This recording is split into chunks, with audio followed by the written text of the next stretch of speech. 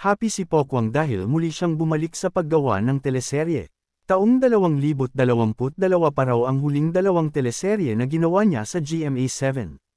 Ito ay ang Manu Po Legacy, Her Big Boss at Lolong.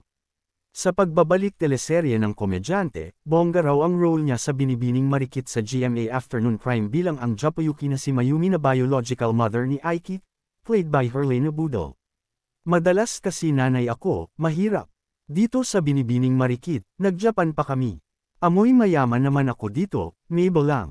Sabi ni Pokwang sa media conference ng Binibining Marikit noong February 3, 2025, sa GMA Studio 6.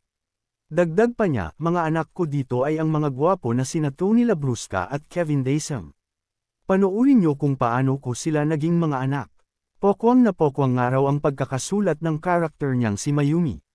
Marami raw similarities sa buhay niya ang karakter, pero ang maiiba lang daw ay wala siyang ipapadeport na lalaki. Wala na pong deportasyon na mangyayari, pagbibiro pa ni Pokwang sa naging deportation issue niya sa dating American partner na si Lee O'Brien kung kanino meron siyang anak na si Malia. Yung mga pinagdaanan po namin ni Herlena, wala na po. Kabag na lang po yun, naibuga na po namin yun this time, say pa niya. Closeness now with Herlena. Sa taping nga raw ng Binibining Marikit, mas lalo raw silang naging close ni Herlena.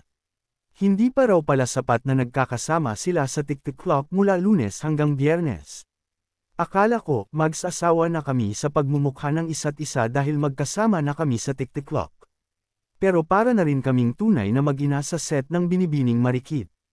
Mamang Pokwang's Gourmet. Simula nga raw noong kumikita na sa showbiz si Pokwang, naging maingat ito sa kanyang mga kinikita kaya nakapunder ito agad ng sariling bahay at nakapagtayo ng sariling food business na Mamang Pokwang's Gourmet.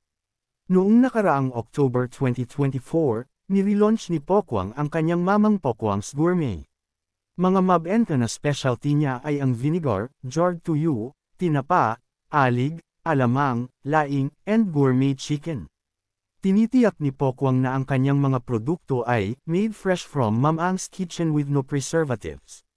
Ilan sa mga pinasalamatan ni Pokwang kung bakit na-inspire siyang ipagpatuloy at ma-improve pa ang kanyang business ay sina Vice Ganda, Carla Estrada, at Eugene Domingo.